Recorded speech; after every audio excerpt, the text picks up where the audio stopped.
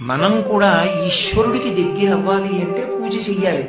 చాలా మంది దృష్టిలో పూజ ఎందుకు అంటే మన కోరికలు తీరడానికి. అయితే కాదు అని చెప్పే సాహసం నేను చేయలేను. ఎందుకు చేయలేను అంటే ఈశ్వరుడి తను అంగీకరించాడు.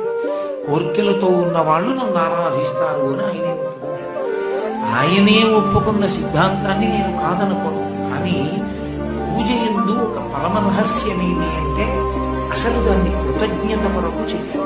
రాత్రి ఈశ్వరుడు ఇంద్రియములకు శక్తినిచ్చాడు. ఏమీ ఇబ్బంది పెట్టదు.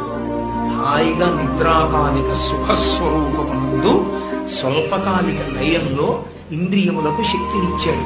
తెల్లవారుజామున లేచి కంటికి శక్తినిచ్చాడు కాబట్టి కృతజ్ఞతగా దీపం పెడుతున్నావు. కంటికి చూసే శక్తి కాబట్టి దానికి ప్రతిరూపంగా మమతను పంచే గౌరమ్మ తల్లి శివుడిలో సగమయ్య అర్ధ శరీరం తనదై